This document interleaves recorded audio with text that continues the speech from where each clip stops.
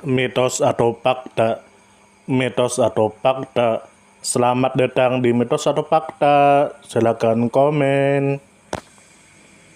Komen. Mitos atau fakta? Kali ini kita akan membawakan sebuah cerita yang tersebar di tengah-tengah masyarakat. Yang mana silahkan Anda semua tebak apakah itu hanya mitos atau fakta yang pernah terjadi. Tentu kita semua tahu bahwa mitos itu adalah cerita yang dipercaya sebagai hasil imajinasi dan kebenarannya tidak dapat dibuktikan. Sedangkan fakta adalah suatu peristiwa atau keadaan yang benar-benar terjadi dan dapat dibuktikan. Fakta dapat diperoleh melalui pengamatan terhadap suatu objek atau peristiwa. Sekarang masuk ke video. Habib Abdullah bin Hussein Al-Attas. Tentu saja kemungkinan tidak asing di telinga kita terlebih bagi para orang-orang yang pernah mendengarnya. Lalu disebutkan menurut kabar yang beredar bahwa Habib Abdullah bin Hussein bin Abdullah bin Muhsin Al-Attas adalah putra sulung dari Habib Hussein bin Abdullah Al-Attas. Wajahnya teduh, tutur katanya lembut dan santun, dengan logat Sunda yang kental, mencerminkan lingkungan tempat beliau dibesarkan di Bogor. Lalu disebutkan menurut kabar yang beredar bahwa beliau dipercaya mengemban amanah sebagai munsip, yakni pemimpin dan pengurus utama dalam lingkungan makam kakeknya, seorang ulama besar yang sangat dihormati yaitu Habib Abdullah bin Muhsin Al-Attas, yang dikenal masyarakat luas sebagai Habib Keramat Empang Bogor. Lalu disebutkan menurut kabar yang beredar bahwa sebagian masyarakat menyebut Habib Abdullah bin Hussein sebagai Khalifah Keramat Empang. Tentu, istilah khalifah di sini bukan dalam konteks politik umat Islam secara umum, melainkan bermakna pengganti atau penerus tanggung jawab spiritual dan sosial dalam tradisi keluarga Al-Attas, khususnya dalam hal kepemimpinan dan pemeliharaan warisan dakwah di Kompleks Empang, Bogor. Beliau menggantikan posisi munsip sebelumnya, yakni Habib Abdullah bin Zain Al-Attas, yang wafat setahun sebelumnya. Lalu disebutkan menurut kabar yang beredar bahwa penunjukan Habib Abdullah bin Hussein sebagai munsip tidak dilakukan sembarangan. Penetapan ini mengacu pada wasiat langsung dari Habib Abdullah bin Muhsin Al-Attas sebelum wafat, yang telah disusun secara resmi dan tercantum dalam akta notaris peninggalan kolonial Belanda. Dokumen tersebut ditandatangani oleh Notaris Thomas, seorang notaris Belanda pada masanya. Dalam wasiat tersebut, Habib Abdullah bin Muhsin mengatur bahwa kepemimpinan spiritual dan pengelolaan warisan dakwahnya akan diteruskan oleh putra-putranya secara berurutan, dimulai dari yang tertua hingga yang bungsu. Jika seluruh putranya telah wafat, maka tongkat estafet akan diteruskan oleh cucu tertua, dan jika ia wafat, maka akan beralih ke cucu tertua berikutnya, dan seterusnya.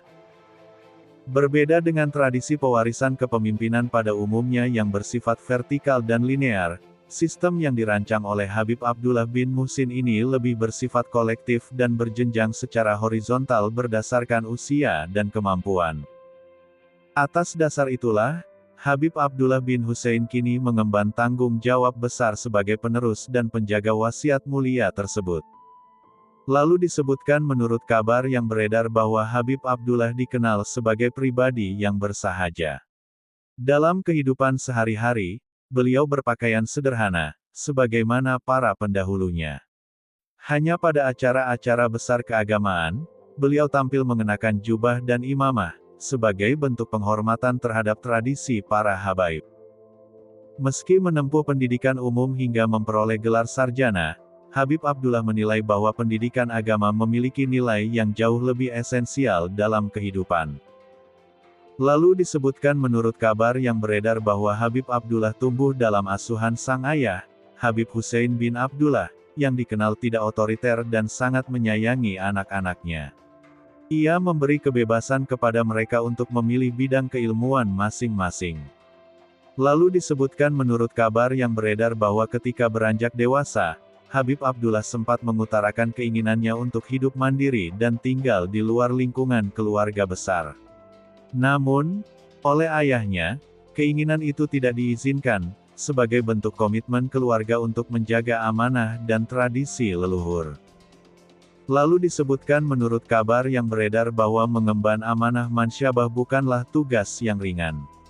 Setiap hari, Habib Abdullah disibukkan dengan berbagai kegiatan, terutama menerima tamu-tamu yang datang berziarah ke makam kakeknya dari berbagai penjuru Indonesia. Beliau juga memakmurkan warisan sang ayah, yakni Majelis Taklim An-Nur di Kompleks Masjid An-Nur, yang menjadi pusat kegiatan keagamaan di kawasan Empang. Lalu disebutkan menurut kabar yang beredar bahwa setiap Kamis petang, ribuan jamaah memadati kompleks pemakaman dan masjid. Kegiatan majelis dimulai selepas salat Asyar, dengan pembacaan Maulid Nabi, lalu disusul tausiah dari para ulama Bogor dan sekitarnya. Jika hadir tamu dari luar kota, mereka biasanya diberi kesempatan untuk menyampaikan mauizah. Menjelang waktu maghrib, seluruh jamaah bersama Habib Abdullah melaksanakan ziarah ke makam Habib Abdullah bin Muhsin Al-Atas, yang terletak persis di samping Masjid An-Nur. Selain mengasuh Majelis An-Nur, Habib Abdullah juga aktif menghadiri berbagai undangan majelis di wilayah Bogor dan sekitarnya, sebagai bagian dari kelanjutan dakwah dan silaturahmi para habaib. Bagaimana menurut Anda semua? Apakah cerita di atas adalah mitos dan cerita sebelum tidur atau memang fakta? Silahkan tulis di kolom komentar. Note, kami bertanya kepada Anda yang mendengar dan melihat video ini.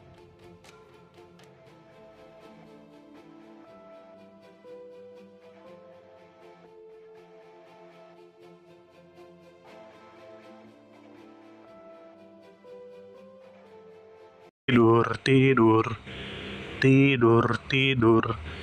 Ayo kita tidur. Bagaimana menurut Anda semua? Apakah itu mitos atau fakta? Jika mitos, silakan tulis di kolom komentar. Dan jika fakta, silakan tulis di kolom komentar. Karena kita tahu bahwasanya mitos itu adalah cerita yang dipercaya sebagai hasil imajinasi dan kebenarannya tidak dapat dibuktikan. Sedangkan fakta adalah suatu peristiwa atau keadaan yang benar-benar terjadi dan dapat dibuktikan. Nah, jadi bagaimana menurut Anda semua? Apakah ini mitos atau fakta? Silakan tulis di kolom komentar.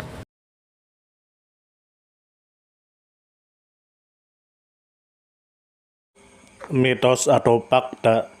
Mitos atau fakta? Selamat datang di Mitos atau Fakta. Silakan komen. Komen.